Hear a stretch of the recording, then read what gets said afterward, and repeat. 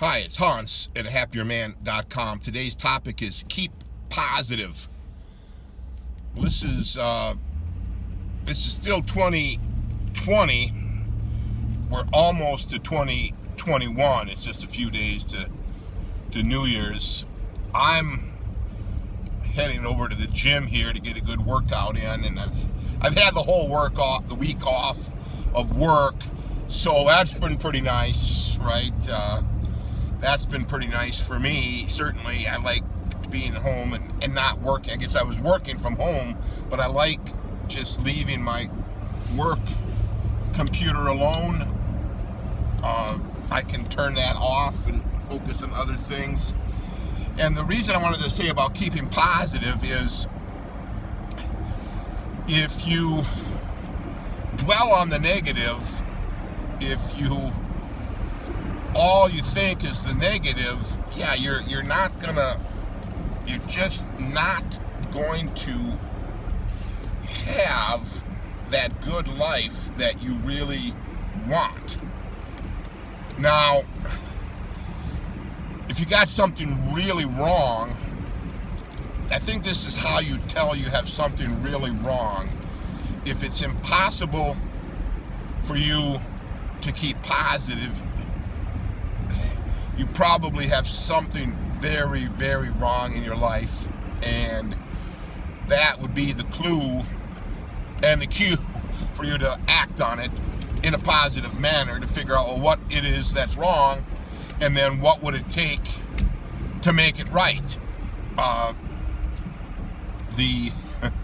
So if you can't stay positive in spite of, a fairly simple life, an easy life that you should be living, if you're not living a nice, satisfying, easy life, well, something is wrong with your life. And I realize a lot of people probably don't, but a lot of people, you should be trying to get yourself in position so life doesn't have to be so blasted difficult. And certainly, a lot of times in my life was very blasted difficult. The problems of why I couldn't stay positive were like punching me right in the frickin' face, and I stupidly just powered through them. When my, in bad jobs, when you have a bad job, when you can't stand to go there, when it gives you really, when you get your paycheck, you should be excited to spend the money in ways that you want, not resigned to your fate of knowing that, it's not enough, or all of this is committed to somebody else. And I had that. I was buying, when I was married, everything was kind of wrong, and I just stupidly kept staying married. In my case, there's a variety of reasons why I stayed, and why it was so difficult to leave. And, I think hopefully a lot of people this year a lot of you guys will wake up and say, my marriage just isn't, the marriage is the problem. Being married to her is the problem. If you have a little inkling like that's really the major problem in your life, get my book, Leave Your Wife and Become a Happier Man with the 3-step system, available on the ahappierman.com website. That book will save your life. I've got an article kind of describing it in detail so you can kind of know if you want to buy it or not. Again, on the ahappierman.com website. But that marriage, that was a big problem for me. The job I had before I took this one, that was a big problem for me. That was just 2 years ago when I was in that job, and my custom for like the last 13 or the last maybe 7-8 years was to take a nice healthy time off for me at the end of the year, Christmas, no work between Christmas and New Year's, and I try to extend the either end a little bit. You know, sometimes I've taken as much as 17 days off at Christmas time, and you'll find that it's a very relaxing time not to be working. The people who are working are just there because they've used up all their vacation time and they're really not doing anything anyway.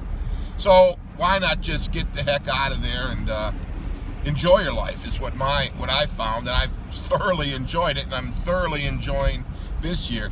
Now, 2 years ago, in my other job, I knew it was wrong because I was intending to take that full week off. I knew I needed the time.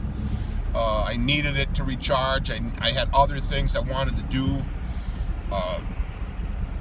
and get accomplished in my week off or two or so, but it was a type of job that was deadline heavy, and we were way behind on a deadline, so I ended up working most of that Christmas week, and I was just hating it. I didn't get the satisfaction of eventually finishing the project and all of that, but you know,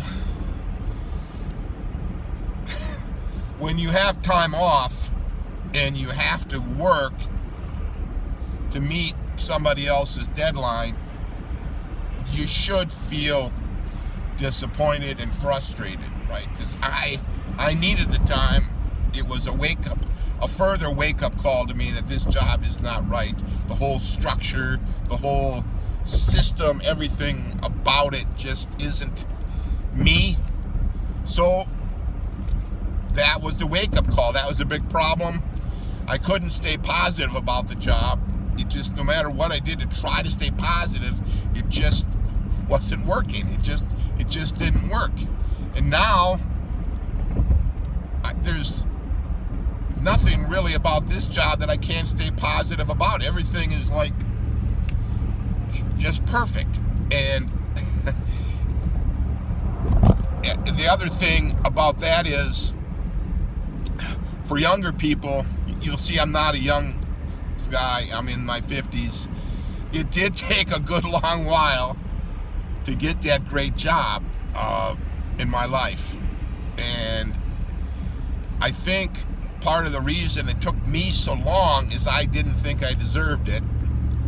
I didn't think I should keep looking and hopping and looking, and I didn't think I should examine the jobs and their qualities, so much. So I just kind of put my head down and worked, even though there were enormous problems in even the previous jobs. And there was good. I'm not saying they were good. It's always better to be working and making money and taking care of yourself and the people you're taking responsibility for. But the thing with the job is it should be mostly satisfying. And I shouldn't call it jobs. I should call it the way you earn your income, because if you're an entrepreneur, if you're a business owner, if you're an independent contractor, if you're a whatever, there's a way you have to earn your income, and it should be enjoyable to you, and it should give you most everything you need to have a good life. And the part of the good life is you should like being there and like doing the work. So if that's not the case, well, then it's going to be pretty darn hard to stay positive. So I would give that idea some serious thought. How, if the situation you're in isn't making it easy for you to be positive, you're probably in the wrong situation. You probably have to make a massive change. And as much as you don't want to make a massive change because of the effort involved and how many people it's going to disrupt and inconvenience and maybe hurt, you might have to. Yeah, these massive changes you'll find, they're darn hard. Yeah, leaving my wife was a lot of effort. Getting this job, a lot of effort. A lot of feelings were hurt, a lot of inconveniences, a lot of problems. for both things, especially the marriage. But like I said, I just couldn't have a positive outlook on my life when I'm in a bad situation. And I think you'll find nobody can. What you want to do is get yourself in a great situation so it's so easy to be positive, where you love waking up each day to get busy on the doing it, where you enjoy your day in the doing, where you fall asleep contentedly, you got a lot done, or things just went so well, and you're always getting like good news everywhere you go, your email, your phone, your text, it's always like good. Everything I get is like good news. And that's, you don't want to live a life where mostly you're getting bad news, where mostly you're getting bills in your mailbox and email box of things you can't pay, where you look in your bank account and it goes down instead of up, where you're not building a little bit of a retirement for yourself, where when the people you're talking to, it's not sweet and nice and easy going and happy and laughing. It's mostly criticism and bad times. Well, yeah, you know you're in a bad life if you can't stay positive about it. Okay? So, if I don't talk to you before New Year's, and I might, I love making the videos like this. Happy New Year. Have a good day. Bye.